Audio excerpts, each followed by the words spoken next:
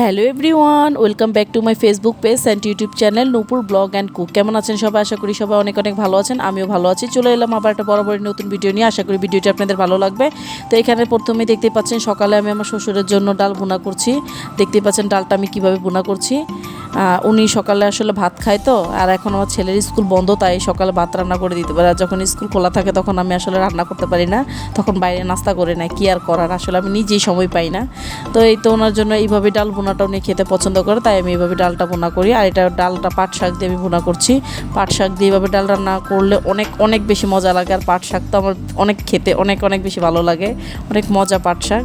তার এখানে দেখতেই পাচ্ছেন এটা জানি কি মাছ, ভুলে গেছি। সব অনেকে বেলে মাছ বলে, এখন মনে পড়ছে না কি জানি মাছটার নাম। তো আচ্ছা, যাই হোক।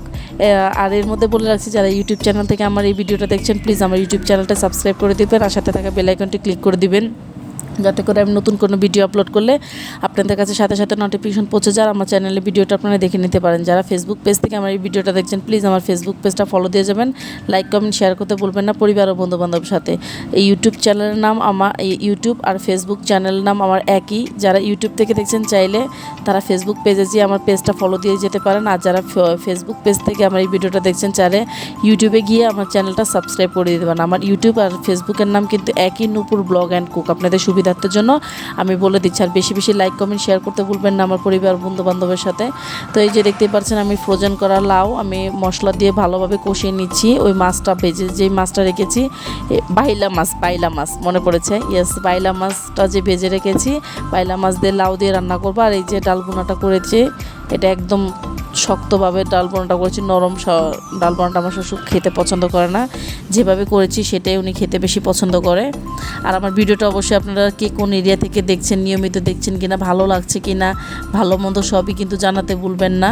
আর এই যে ভিডিওটা আজকে একটু বড় হয়ে যাবে, কি আর করা, একটু ধৈর্য সহকারে কষ্ট করে দেখে নেবেন আমার ভিডিওটা। তো এই যে দেখতেই পাচ্ছেন, আমি এখন পানি দিয়ে দিয়েছি। এখন পানি কিন্তু, এই পানির মধ্যে কিন্তু আমি মাছ ভাজাটা দিয়ে দিয়েছি। মাছটা কিন্তু ভালোভাবে ভেজে নিয়েছি। ভেজে এখন এটার মধ্যে দিয়ে আমি ভালোভাবে ঢেকে রাখবো। যখন ঝোলটা টেনে আসবে, তারপরে এর মধ্যে আমি ধনিয়া পাতা দিয়ে দিব, ফ্রোজেন করা ধনিয়া পাতা। আর এই তরকারিটা খেতে এত বেশি মজা লাগছিল, এত বেশি টেস্ট, আসলে যখন আমি ভিডিও এখন ভয়েস ওভার দিচ্ছি, আমার আবারও খেতে মন চাচ্ছে। অনেক টেস্ট হয়েছিল তরকারিটা। তো এই তো এখানে হচ্ছে, এটা হচ্ছে একটা মশলা, রাঁধুনি মশলা। এই মশলাটা দিয়ে আমি কখনোই এর আগে তরকারি ট্রাই করিনি। আমি অনেকেই দেখি রাঁধুনি মশলা ব্যবহার করে। আর এখানে হচ্ছে বড়ি। এই বড়িটা আমার ছেলের ক্লাসমেটের মা চুয়াডাঙ্গা থেকে এনেছে, তো ওনার ঠাকুমা নাকি বানিয়ে দিয়েছে। আমি আসলে বড়িটা ওরকমভাবে কখনো খাই না, তো উনি দিয়েছে, তো বড়িটা খেয়ে দেখি। তো আমার বড়িটা দিয়ে যখন লাউ রান্না করেছে, আমার শ্বশুরের তো খুবই পছন্দ হয়েছে, কারণ ওনারা বড়ি খুব বেশি পছন্দ করে। তো ওনাকে এই বড়ি দিয়ে লাউ রান্না করেছে, আমিও খেয়েছি, আমার ভালো লেগেছে। তো এই তো প্রথমে অল্প করে বড়ি দিয়ে একটু ট্রাই করেছি যে আসলে কীরকম হয়, পরে তো দেখি যে না, ভালোই হয়েছে।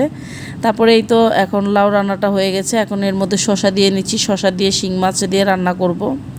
আজকে কয়েক পদের তরকারি রান্না করছি। এই যে দেখতে পাচ্ছেন, এই যে তরকারিটা এখন অলমোস্ট হয়ে এসেছে। আর এই যে শিং মাছটা এখন শসা দিয়ে রান্না করব। এই গরমে শসা দিয়ে, কলা দিয়ে তরকারি খেতে অনেক বেশি আমার বেশি মজা লাগে। বিশেষ করে তো শসার তরকারি আমার অনেক বেশি মজা লাগে। এই যে এখন ফুটে এসেছে, এর মধ্যে শিং মাছটা ভেজে দিয়েছি। ভেজে যে শিং মাছটা রেখেছি, এটা এর মধ্যে ঢেলে দিয়েছি। এখন ভালোভাবে নাড়াচাড়া করেছি। আর এর মধ্যে অফ ক্যামেরা আমি টমেটো দিয়ে দিয়েছিলাম, এটা দেখাতে ভুলে গেছি। তো আজকে ভিডিওটি এই পর্যন্তই।